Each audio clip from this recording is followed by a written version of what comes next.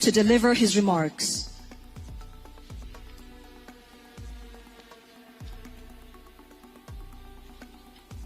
Thank you very much. Your Excellency, Prime Minister Abiy Ahmed, Your Excellency Antonio Guterres, Your Excellency Shakbut, Your Excellency Musa Faki, Excellencies, ladies and gentlemen. The conflict in Sudan, now in the 22nd month, has devastated a nation that just 4 years ago was on a promising path towards stability and self-sufficiency. Tragically, Sudan's progress towards food security, once exemplified by record wheat harvests and sugarcane plantations, some of which I had the occasion to visit when I served as Minister for Agriculture. All that has been reversed, leaving over half the population of Sudan food insecure and millions at the brink of hunger. This crisis is worsened by the massive displacement of civilians, with an estimated 11 million people forced to flee their homes. The collapse of healthcare systems, the spread of preventable diseases, and the deterioration of medical infrastructure have further deepened humanitarian emergency. The crisis' regional impact is equally severe as neighboring countries are struggling with overstretched social services due to the growing refugee crisis. This situation demands urgent regional and global intervention. Any discussion of the humanitarian crisis in Sudan must acknowledge that this is a man-made disaster. It is deeply regrettable that the dire humanitarian situation in Sudan stems from a political crisis that has escalated into prolonged and senseless armed conflict. The obstruction of humanitarian access by parties to the conflict is simply unacceptable.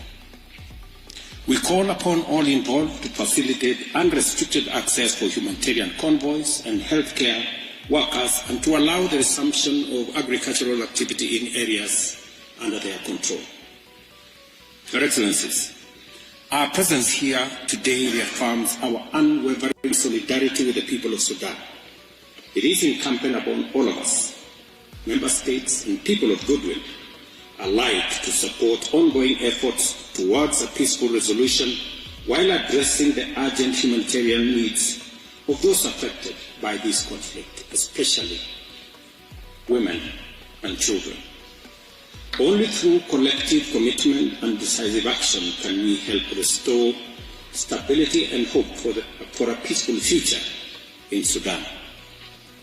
Kenya continues to urge the warring parties to recognize that a military solution, if any, will not and has never brought sustainable peace. We encourage all Sudanese stakeholders to commit to a political resolution through genuine and inclusive dialogue. We continue in Kenya to provide a platform for different actors, political groups, civil society groups, to forge agreement, consensus on the way forward.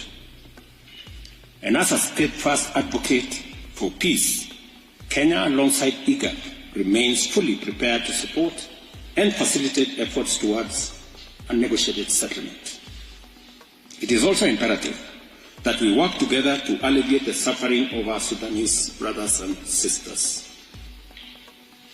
At the Humanitarian Pledging Conference for Sudan held in Paris in April 2024, Kenya pledged $1 million to support humanitarian efforts in Sudan. I am pleased to reaffirm that Kenya will fulfill this pledge with an additional $1 million to demonstrate our support for the Sudanese people.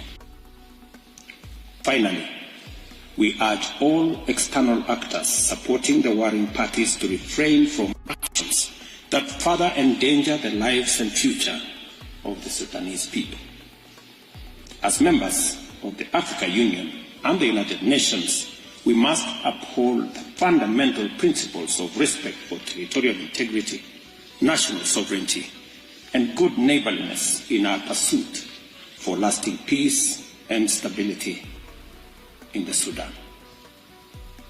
I thank you for your attention. Thank you, Your Excellency, for your thoughtful remarks.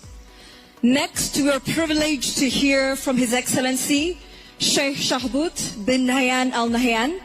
His commitment to humanitarian efforts has been unwavering, and we look forward to his valuable insights and contributions to this critical dialogue.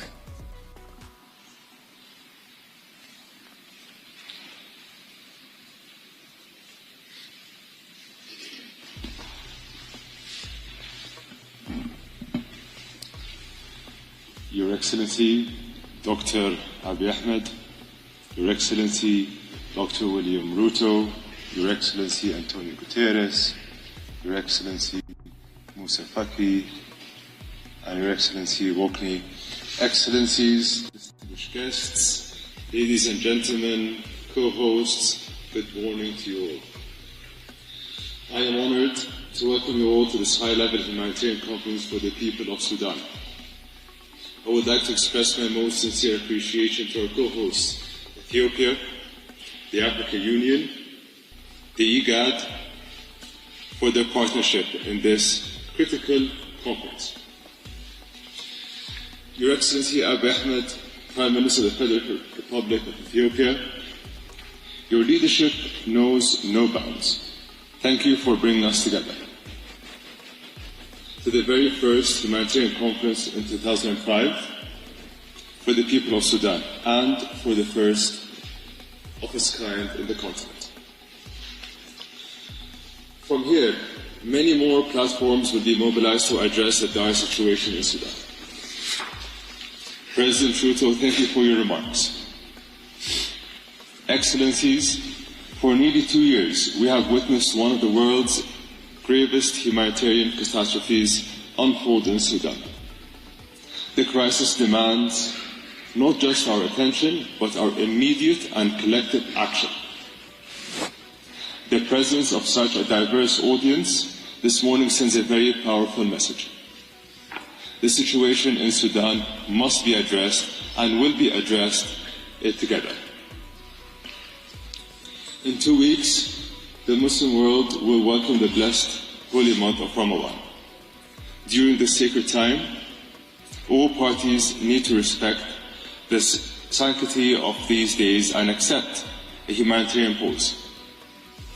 This would not only reflect the spirit of mercy and compassion that Ramadan embodies, but also provide a critical opportunity to ease the immense suffering of the Sudanese people, most of whom are women and children. This conference will ensure that humanitarian organizations have the resources to provide aid to the Sudanese people during this holy month.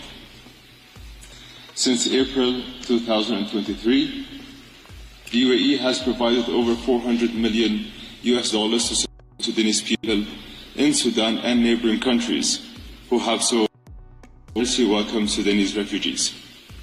Today, we reaffirm our commitment to the people of Sudan by announcing an additional $200 million in humanitarian funding. This support reflects our unwavering solidarity since the last decade alone.